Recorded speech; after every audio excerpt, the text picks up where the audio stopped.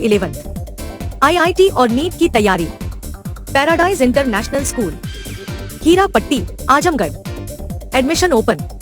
Play group 2 class 9 और lifestyle furniture बेलानाडी, Azamgarh. पूर्व प्रस्तावित कार्यक्रम के अनुसार सीएम योगी आदित्यनाथ सोमवार को 11 बजे पुलिस लाइन पहुंचे। वहां से कार के जरिए सीधे कलेक्ट्रेट पहुंचे और अधिकारियों व जनप्रतिनिधियों के साथ बैठक की। जनपदीय अधिकारियों व जनप्रतिनिधि के साथ सीएम ने बैठक की, जबकि मऊ और बलिया के अधिकारी ऑनलाइन बैठक में जुड़े थे। सीएम ने विकास कार्यों और कानून व्यवस्था की अधिकारियों के साथ समीक्षा की।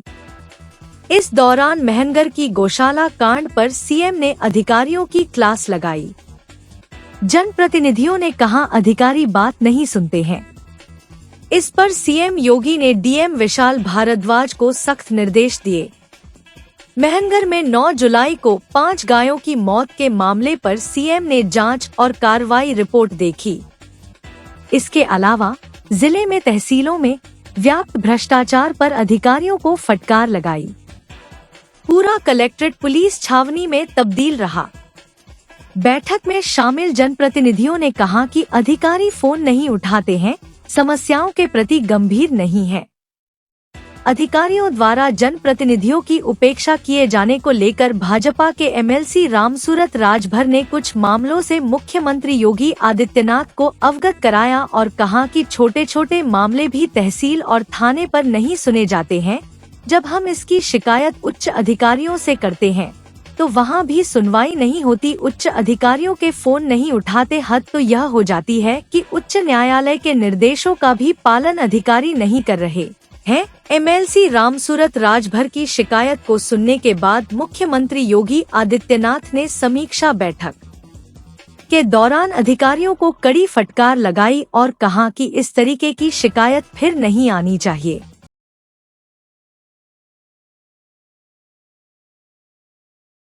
कहा कि 2024 में उत्तर प्रदेश में बीजेपी की हार का बड़ा कारण मनमाने अधिकारी थे और अगर सुधार नहीं हुआ तो 2027 के चुनाव में बीजेपी को नुकसान उठाना पड़ सकता है। बैठक के बाबत जानकारी देते हुए ऊर्जा मंत्री ए.के. शर्मा ने कहा कि मुख्यमंत्री जी ने विकास कार्यों के साथ ही कानून व्यवस्था की समीक्षा की है। बताया कि 16 घंटे बिजली मिलेगी, पहले 10 घंटे मिलती थी। भाजपा प्रदेश उपाध्यक्ष और पूर्व सांसद नीलम सोनकर का नाम भी सूची में नहीं था, जिन्हें पुलिसकर्मियों ने वापस कर दिया।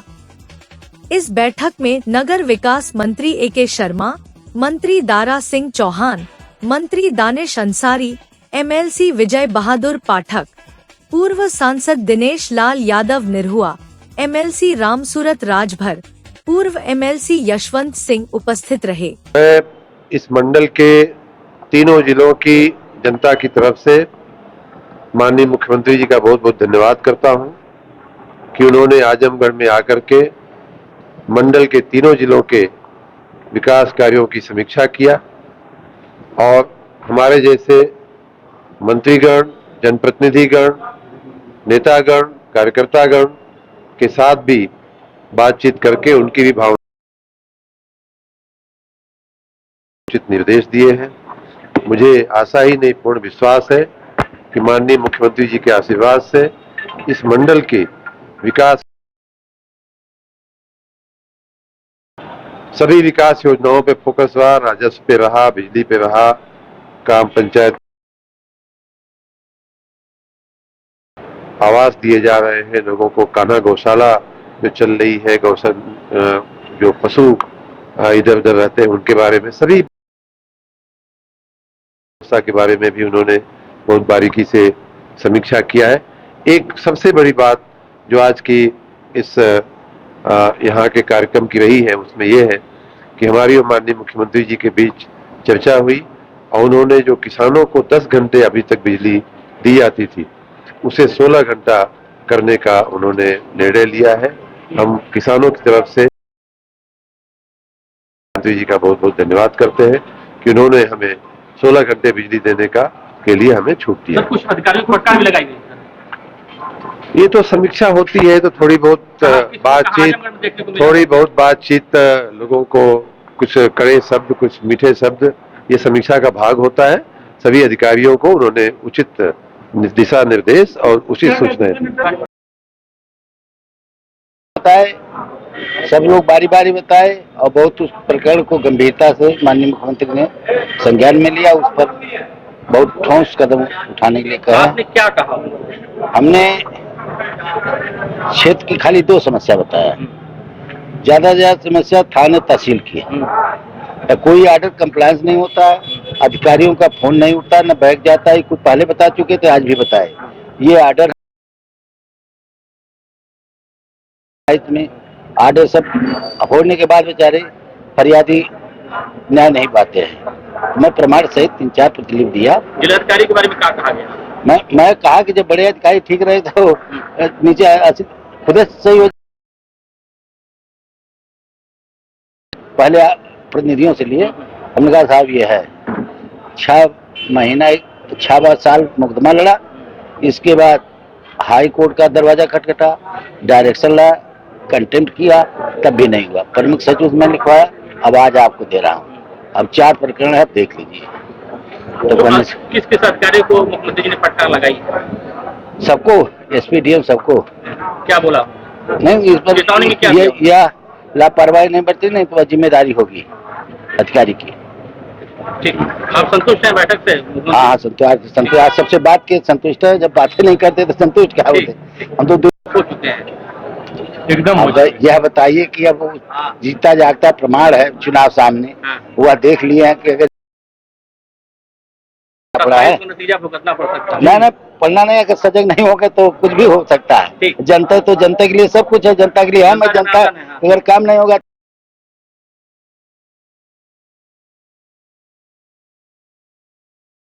गुणवत्तापूर्ण तरीके से निर्धारित समय सीमा के अंदर सुनिश्चित किया जाए। उन्होंने कहा कि मिशन मोड में कार्य किया जाए। मुख्यमंत्री जी ने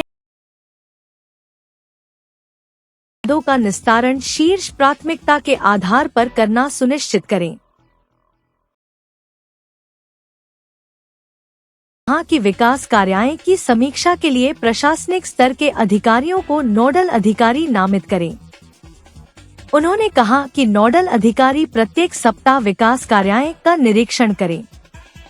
इसी के साथ ही ग्रामों में जाकर जल जीवन मिशन ग्रामीण के कार्यों का निरीक्षण करें तथा सड़कों, पाइपलाइन, पानी टंकी निर्माण, ओवरहेड टैंक आदि कार्यों की गुणवत्ता सुनिश्चित करते हुए निर्धारित समय सीमा में पूर्ण कराना सुनिश्चित करें।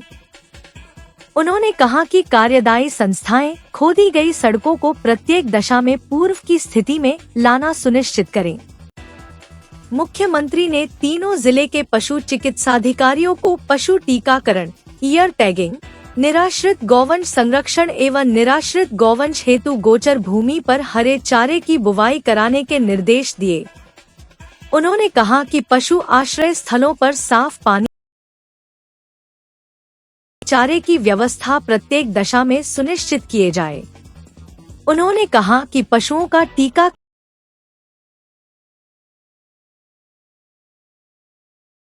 कराया जाए। उन्होंने संबंधित अधिकारियों को निर्देशित किया कि किसी भी दिशा में निराश्रित गौवंश की तस्करी न होने पाए। उन्होंने कहा कि यदि इस प्रकार की कोई घटना प्रकाश में आए तो तस्करों के विरुद्ध सख्त से सख्त कार्यवाही सुनिश्चित किया जाए। मुख्यमंत्री ने उक्त निर्देश सोमवार को कलेक्ट्रेट सभागार आजमगढ़ में आजमगढ़ मंडल की समीक्षा में उपस्थित अधिकारियों एवं वर्चुअल माध्यम से जुड़े मऊ व बलिया के अधिकारियों को दिए। मुख्यमंत्री ने तीनों जिलाधिकारियों को निर्देशित किया कि सड़कों, पटरियों एवं नालों को अतिक्रमण मुक्त किया जाए। उन्होंने कहा कि पटरियों, सड़क किनारे लगाने वाले रेहड़ी, ठेले एवं वेंडरों के लिए जगह चिन्हित कर दुकान लगवाएं। मुख्यमंत्री जी ने संभावित बाढ़ क्षेत्र में बाढ़ चौकियों की स्थापना, पर्याप्त नाव, पेट्रोमैक्स आदि व्यवस्थाएं सुनिश्चित करने के निर्देश दिए।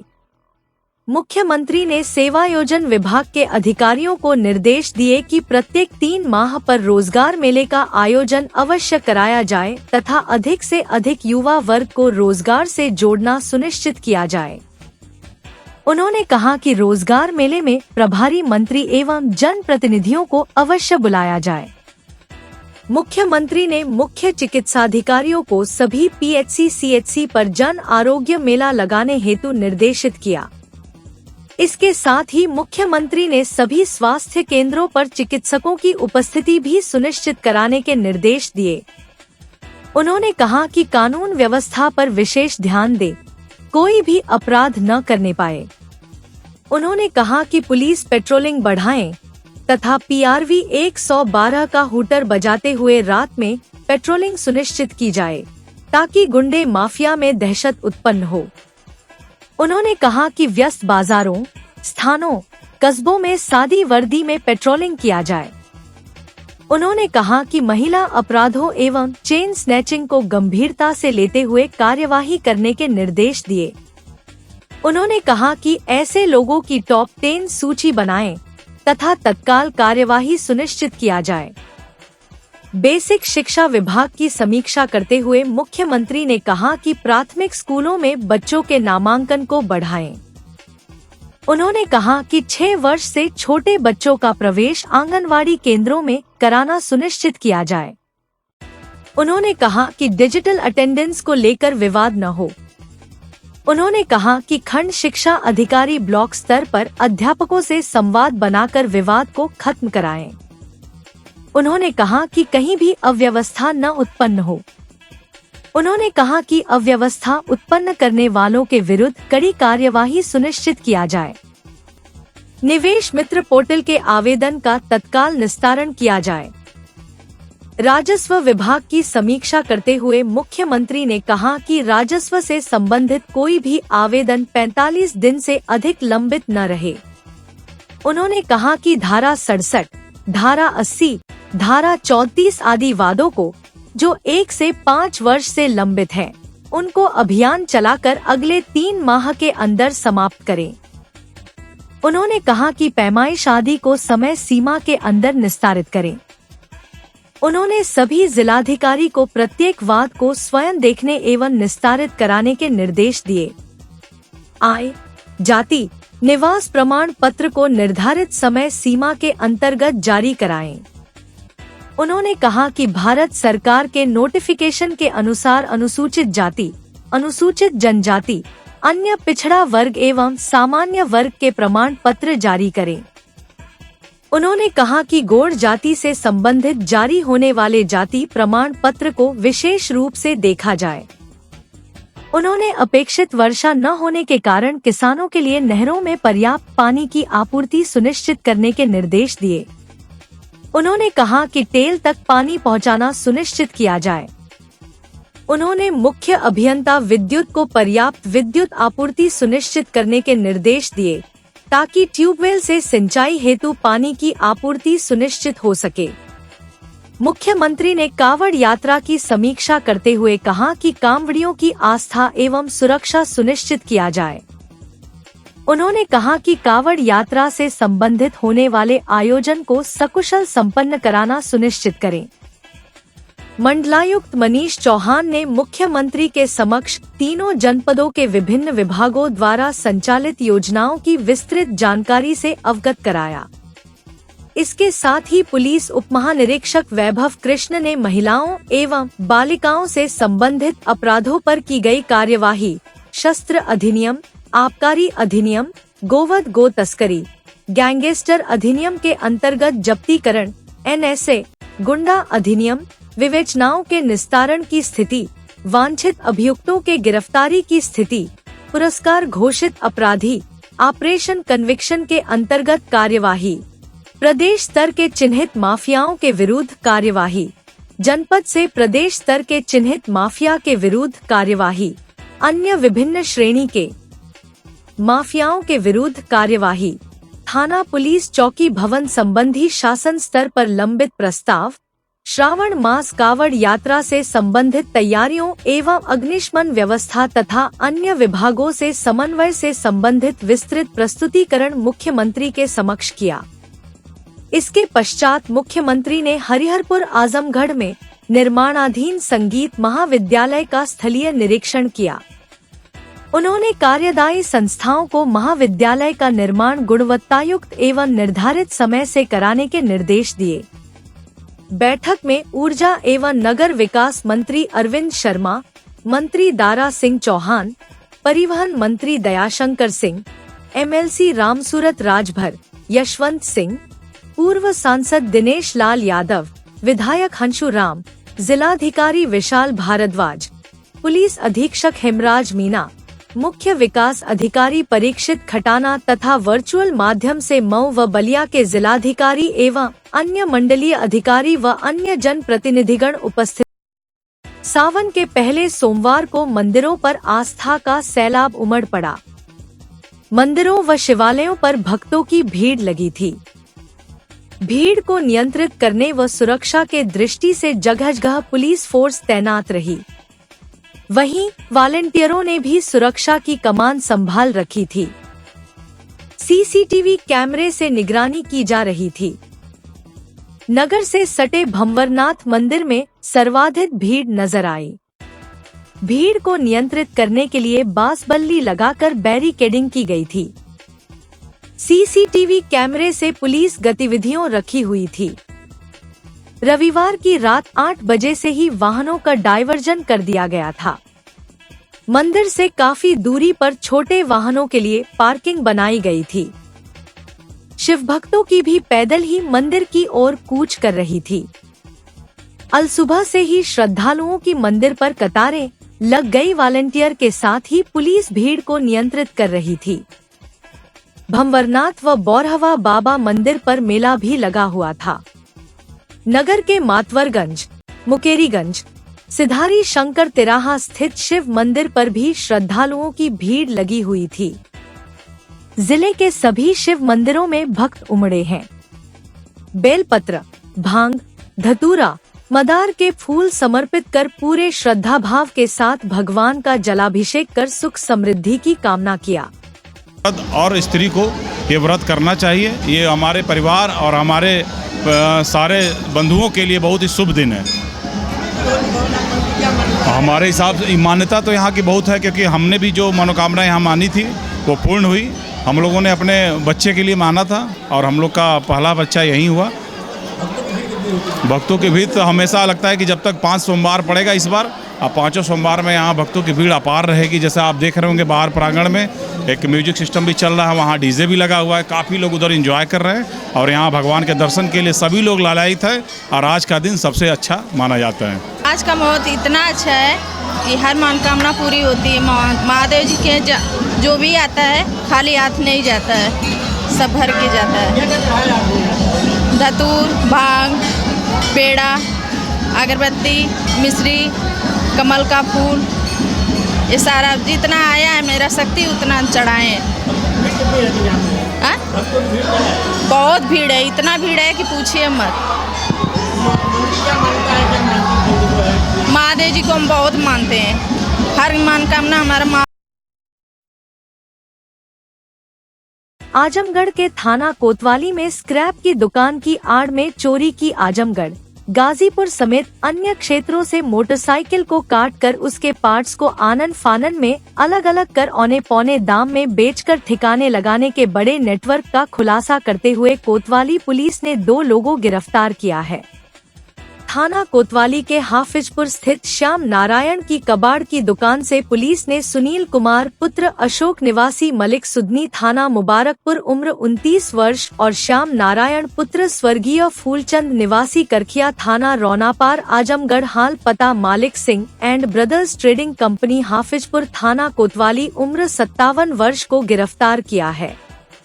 मौके से एक मोटरसाइकिल बिना नंबर की, 18 इंजन, 20 चेचिस, 10 साइलेंसर, 24 सॉकर, 14 टंकी, 4 headlight, 18 rim, 3 seat, 2 headlight cover, 3 अगला मिडगार्ड, 1 पिछला mudguard, 2 locker, 3 locker cover, 1 motorcycle back light part, 2 seat के नीचे का फाइबर कवर, 1 कटर एवं मोटरसाइकिल के अन्य छोटे पार्ट्स बरामद किए गए।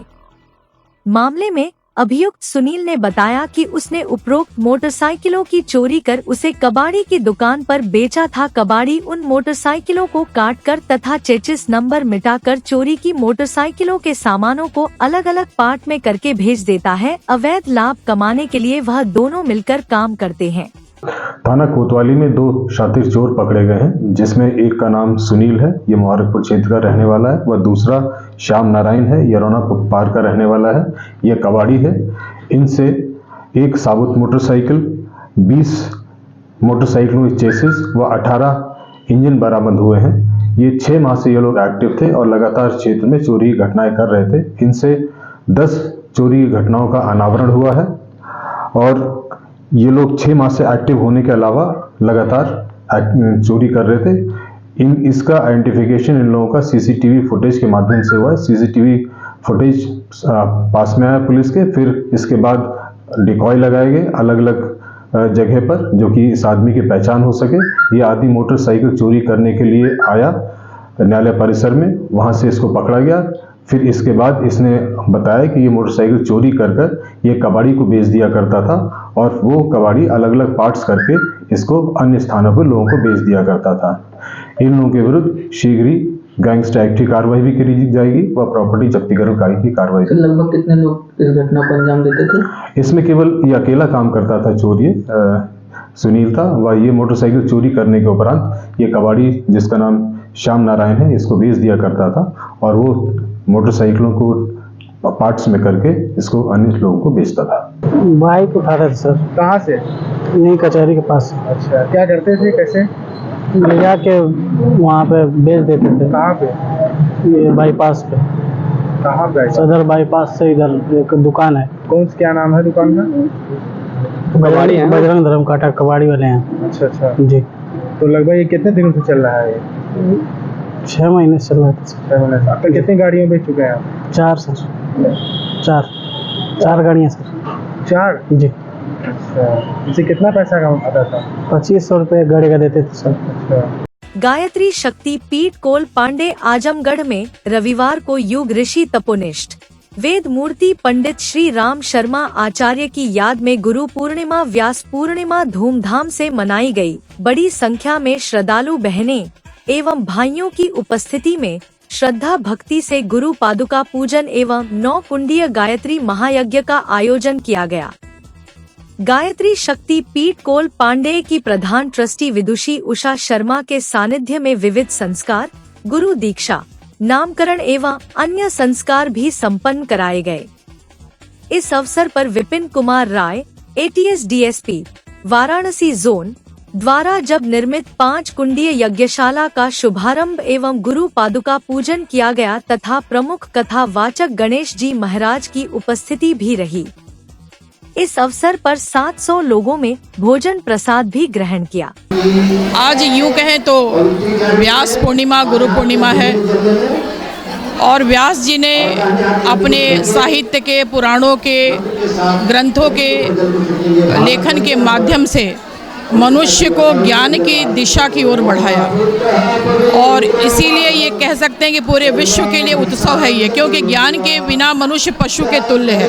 आहार निद्रा भय मैथुन आदि सामान्य में तत् पशु भी नराणाम धर्मो हितेषाम् अधिको विशेष ज्ञान विहीन पशु भी समाना। तो आज व्यास पूर्णिमा भी है और इनको कृष्ण द्वैपायन भी कहते हैं और गुरु का भी दिवस आज के दिन है। और सभी जानते हैं भगवान राम ने भी गुरु का वर्ण किया था, विश्वामित्र किया था, वशिष्ठ किया था, भगवान कृष्ण ने किया हुआ था।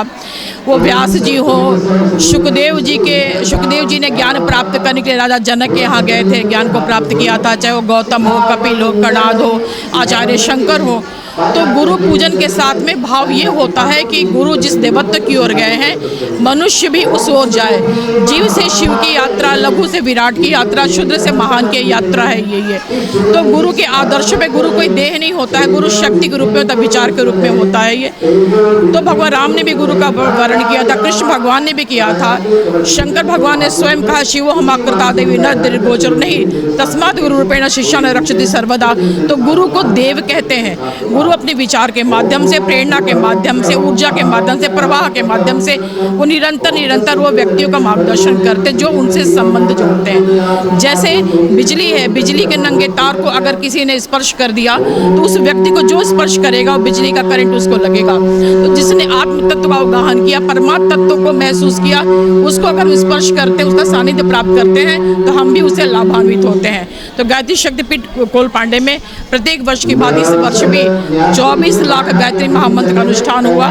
सूक्ष्म जगत के शोधन के लिए हुआ, नए युग के अभिवर्धन के लिए हुआ है और उसकी आज आहुतियाँ पड़ रही हैं। पीठ में पंचकोटि यज्ञशाला का आज शुभारंभ हुआ है और सभी जानते हैं कि प्रश्न उठता है मन में कि हम यज्ञ क्यों करें। हम यज्ञ इसलिए करें कि भगवान श्री राम ने यज्ञ किया था, हम यज्ञ इसलिए करें क्योंकि भगवान कृष्ण ने यज्ञ किया था, हम यज्ञ इसलिए करें कि भगवान शिव ने भी यज्ञ का स्वरूप अपना दर्शाया था। यज्ञ एक श्रेष्ठ कर्म है, मनुष्य को भी श्रेष्ठ कहा गया है। ये पर्यावरण के शोधन के साथ साथ, वातावरण के परिशोधन के साथ साथ मनुष्य में जो कलमश है, जो मनुष्य का जो यात्रा उसके निर्वाध से देवत्व की ओर बढ़े, इसलिए यज्ञ हम करते हैं। और एक को नित्य कर्म कहा गया है। कहा गया कि यज्ञ न देवा जीवंती यज्ञ न पितर था। यज्ञ से देवता जीवित रहते हैं, यज्ञ से पितर भी हमारे जीवित रहते हैं और यज्ञ वही श्रेष्ठम कर्म, यज्ञ एक श्रेष्ठ कर्म है, इसलिए यज्ञशाला का आज शुभारंभ हुआ है। ये विपिन कुमार राय वाराणसी के ATS के हैं, तो उन्हीं के माध्यम से आज यज्ञशाला का शुभारंभ हुआ। गुरु पूर्णिमा के पावन पर्व पर सभी लोगों को हार्दिक शुभकामना, बधाई। और मैं इस बचपन से, विद्यार्थी जीवन से ही शक्तिपीठ शांतिकुंज हरिद्वार से जुड़ा रहा हूँ और जो हम समझदारी, बहादुरी, जिम्मेदारी और ईमानदारी पूर्वक देश और समाज की सेवा करने के लिए हमेशा प्रेरित हुआ हूँ, जिसको मैंने अपने जीवन में उतारा है। और आज गुरु पूर्णिमा में यज्ञशाला का उद्घाटन भी यहाँ किया गया और 24,000 गायत्री महामंत्र का सामूहिक हवन यहाँ किया जा रहा है। और इसका मूल उद्देश्य है विश्व कल्याण की कामना, क्योंकि गायत्री में नर और नारी एक समान, मानव मात्र एक समान, धर्म जात सब एक समान। यहाँ देशभक्ति की भावना से वैज्ञानिक तरीके से हवन इत्यादि का कार्यक्रम बताया जाता है। इसलिए मैं आप सभी से अनुरोध भी करूँगा कि जब रविवार को जहाँ पे हवन होता है, श्रीमती उषा शर्मा जी के द्वारा यहाँ कराया जाता है, आप भारी से भारी मात्रा में आए, खासतौर से बच्चों को उसमें ज़रूर शामिल करें। जब मैं बचपन में, जब विद्यार्थी जीवन से यहाँ से जुड़ा आता रहा हूँ और उसका अपने जीवन में हमने गुरु Pandit Shri Ram Sharma Acharya. Sarvodaya public school near RTO office Harbanspur Azamgarh, affiliated to CBSE, admissions open from classes nursery to 9 and 11, जहाँ है highly experienced faculty, advanced labs, magnificent library, huge playground with lush green campus, separate ground for pre-nursery, separate classes available for girls and boys. We also organize sports, music, smart classes and many more facility available. Niswa girls college Paharpur Azamgarh के सबसे पुराने colleges में से एक है, जो 1938 से विज्ञान, वाणिज्य, कला के क्षेत्र में उत्कृष्ट शिक्षा प्रदान कर रहा है। इसने कक्षा 9वीं से 12वीं तक IIT और नीट की तैयारी के लिए ग्रेविटी इंस्टीट्यूट लखनऊ के साथ इंटीग्रेटेड कक्षाएं भी शुरू की हैं। कक्षा नर्सरी से 11वीं तक प्रवेश खुला है। उच्च अनुभव वाले शिक्षकों के साथ उत्कृष्ट शिक्षण पद्धति, पूर्ण सुसज्जित कंप्यूटर लैब, पुस्तकालय और विज्ञान प्रयोगशाला, 24/7 CCTV निगरानी, पावर बैकअप। न्यू एडमिशंस के लिए फॉर्म और प्रोस्पेक्टस अवेलेबल है, तो जल्दी करें। Lifestyle furniture, Belnadi, Azamgarh.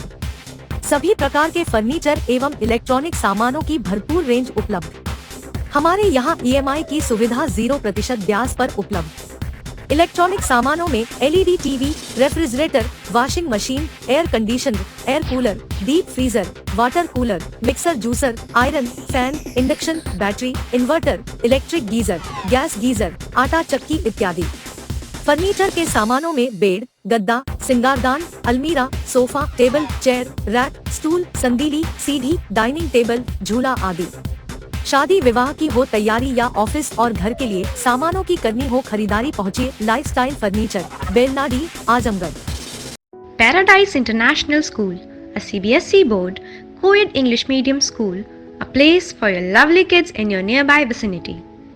Paradise International School focuses on the overall development of a child, academically, psychologically, as well as physically. It focuses on sports activity to bring best out of every child by training their minds and body for competitive environment. Admission open for playgroup to class 9th CBSE board.